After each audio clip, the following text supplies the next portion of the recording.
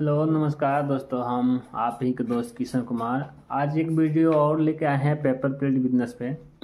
तो paper plate business में जो भी कस्टमर आना चाहते हैं वो इस वीडियो को एक बार ज़रूर देखें और पूरे बारीकी से पूरी बात को समझें, उसके बाद ही पेपर प्लेट बिजनेस में आए। और वीडियो को पूरा ज़रूर देखें और नहीं तो आपको डाउट रह जाएगा। और जो भी आपका डाउट रह रहा है तो आप कमेंट में पूछ सकते हैं, उस पर फिर आपको वीडियो बनाएंगे। लेकिन इस बिज़नेस को पूरा वीडियो देखें, उसके बाद समझें, उसके बाद ही बिज़नेस में आए। इसलिए वीडियो में आपको दिखाते हैं, फिर शुरू करते हैं। तो हम सबसे पहले आप सबसे कहना चाहेंगे कि कोई बिज़नेस ऐसा नहीं जिसमें कंपटीशन ना हो। आए किसी को देखा देखी बिज़नेस मत कीजिए। कितने सारे कस्टमर हमारे हैं कि यूट्यूब पे वीडियो देखते हैं, उसमें दिखाया जाता है कि एक महीने का 1,50,000, 20,000, 1.5 लाख, 2 लाख कमाइए। तो ऐसा बात नहीं है, कैसे ही कमा लेंगे। कमाया जाता है, सही बात है, लेकिन इतनी आसानी से नहीं है। देखिए, हमारा सजेशन है कि देखिए, आप कहते हैं आपको कोई बिजनेस करने से पहले उसके बारे में नॉलेज लेना जरूरी है। मान लीजिए आप पेपर प्लेट इंडस्ट्रीज बनाना चाहते हैं, पेपर प्लेट थाली बनाना चाहते हैं, तो सबसे पहले उस बिज़नेस को समझिए। अगर आपको करना ही है तो सबसे पहले आपके यहाँ जो भी प्लान चल रहा है, पेपर प्लेट का मैन्युफैक्चरिंग जो भी कर रहे हैं, उनके पास 1 महीना 2 महीना काम कीजिए। उसको सीखिए कि कैसे पैकिंग किया जाता है, कैसे रेट कैलकुलेशन होता है, इसमें कितना % प्रॉफिट लिया जाता है, मार्केट का क्या है। मार्केट भी जाइए, मार्केट का रिसर्च कीजिए, क्या रेट चल रहा है, क्या रेट पर मटेरियल मिल रहा है। और उसके अलावा सही मशीन और सही डाई का सजेशन करना पड़ेगा। उसके अलावा देखना होगा कि आपके एरिया में ज़्यादा कंपटीशन तो नहीं है, और ज़्यादा कंपटीशन है तो आपका ये बिज़नेस नहीं चल पाएगा। ठीक है। और दूसरी बात क्या है कि यूट्यूब पर सिर्फ देख के बिज़नेस मत कीजिए। कितना लोग है कि यूट्यूब पर देख के बहुत सारा का कॉल हमारे पास भी आता है। जैसे कि हम Delhi core and lamination company का डीलर हैं, चंपारण का, जिसे वेस्ट चंपारण, यहाँ मेरी फैक्ट्री नरकटियागंज के पास में राजपुर गांव यहीं पे है।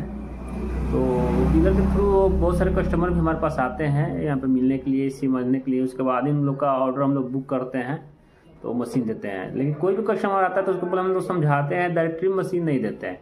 लेकिन हम लोग का काम है सिर्फ मशीन देना नहीं, सिर्फ आपके घर पर बिजनेस लगाना। और आपके यहाँ मान लीजिए आपको मशीन भी दे रहे हैं, मशीन नहीं चल रहा था, क्या फ़ायदा। हमारे मशीन देने का कोई फ़ायदा नहीं है। हम मटेरियल भी प्रोवाइड करते हैं। और कितने लोग सोचते हैं कि चलो मशीन दे रहे हैं तो कमीशन कमा रहे हैं। तो भैया, दुनिया में तो सब कोई कमाने के लिए धंधा किया है, कमा तो हर कोई रहा है। ऐसा बात नहीं कि कोई नहीं कमाएगा।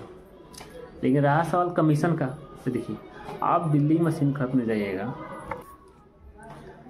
मान लीजिए आप कोई भी मशीन खरीदने दिल्ली जाते हैं तो वहाँ से खरीदिएगा, मशीन आएगा, आपको जाने आने का खर्च लगता है। चाहे कंपनी जैसे मान लीजिए आपसे क्या इलेक्ट्रीशियन का चार्ज कॉस्ट करेगा। हम लोग का क्या है, जैसे मान लीजिए कंपनी अगर यहाँ पे क्या बोलते हैं कि जैसे इलेक्ट्रीशियन भेज रहा है, तो मान लीजिए जिसको आने जाने में खर्च लगता है कंपनी का, इसमें 5-10 रुपये खर्चा हो जाता है। और उसमें अलावा क्या है कि अगर कस्टमर को सही टाइम पे सर्विस ना मिले, जैसे मान लीजिए आपका मशीन फ़ोन की ख़राब हुआ, आप दिल्ली कॉल किए, तो ऑपरेटर का आने में समय लगेगा, 4 दिन 5 दिन 10 दिन लग सकता है। हमारे लिए लगन का टाइम में बैठिए तो ज़्यादा लॉस होगा। तो इसलिए कंपनी क्या करता है, मैं डीलरशिप बांटता है। और डीलरशिप का मतलब क्या है, जैसे हम आपको मशीन दे रहे हैं तो हम लोग आपका मशीन पूरा इंस्टॉल करेंगे, उसको चालू करेंगे, आपको ट्रेनिंग देंगे, तो हम लोग का उसका खर्चा मिलता है। तो ऐसे भी कंपनी का तो लग जाएगा। और कंपनी को डीलरशिप से क्या फ़ायदा है कि लोकल में उसका डीलरशिप हो गया, कस्टमर को ज़्यादा इंटरेस्ट होगा डीलरशिप पे। और दूसरी बात क्या है कि कस्टमर को सर्विस में दिक्कत नहीं होगा। जब भी मशीन ख़राब होगा तो अपने डीलर के पास जाएगा, 1 से 2 दिन में उसका मशीन ठीक हो जाएगा। ये प्रो है। तो मान लीजिए हम लोग प्रॉफिट लेते हैं तो उसका काम, कमीशन लेते हैं तो उसका काम करते हैं। हम लोग अपना सर्विस चार्ज लेते हैं, कस्टमर से सर्विस चार्ज नहीं लेते हैं, सीधे कंपनी से लेते हैं कि हमारा इतना सर्विस चार्ज हुआ इस मशीन का, लेंगे। 1 दिन 2 दिन जो भी लगता है मशीन हम लोग चालू करते हैं। तो हम लोग के पास जो भी कोई भी मशीन लेता है, हम लोग के पास हम लोग मटेरियल प्रोवाइड करते हैं, मशीन देते हैं, सब कुछ देते हैं। लेकिन फिर भी उनको हम लोग समझाते हैं कि इस बिजनेस में मत आइए। ऐसा नहीं कि 10 से 20 से 50 में बिजनेस शुरू हो जाएगा, क्योंकि इंडस्ट्री लाइन में पैसा लगता है।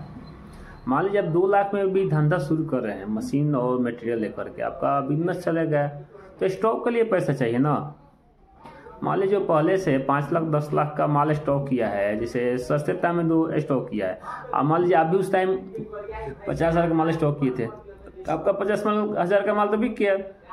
अब उसके पास 10,000 का स्टॉक है, ज़्यादा से 10 लाख का स्टॉक है। आपका 50,000 का स्टॉक है।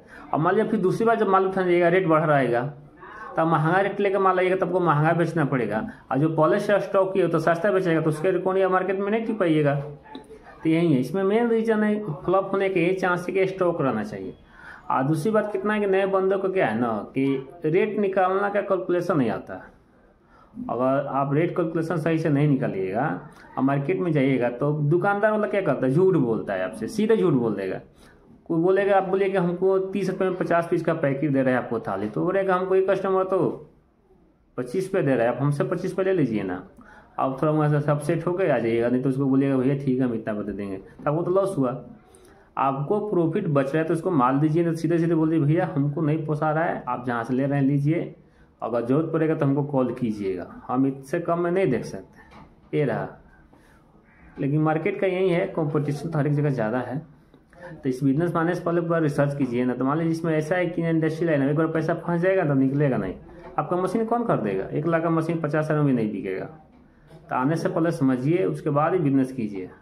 और किसी भी कंपनी से लीजिए तो उसको अच्छा से जानिए बुझिए, उसका सर्विस सेंटर क्या है, इसमें मेन क्या आता है, टेक्निकल इशू आता है। तो आपको टेक्निकल सपोर्ट चाहिए। मान लीजिए लगन का टाइम चल रहा है, आपका मशीन खराब हो तो हैंडो हैंड बनना चाहिए। वीडियो बनाने का मेरा यही उद्देश्य था कि आप अच्छे से समझें और उसके बाद ही इस बिजनेस में आए। और जो भी आपका डाउट है वो कमेंट में कीजिएगा, आपको उस पर फिर हम वीडियो बना कर देंगे। और चलिए मिलते हैं किसी नेक्स्ट वीडियो में, तब तक के लिए धन्यवाद, नमस्कार। आप हमारे वीडियो देखते रहें और चैनल को सब्सक्राइब करें ताकि ऐसे ही वीडियो हम आपके लिए हमेशा लाते रहें।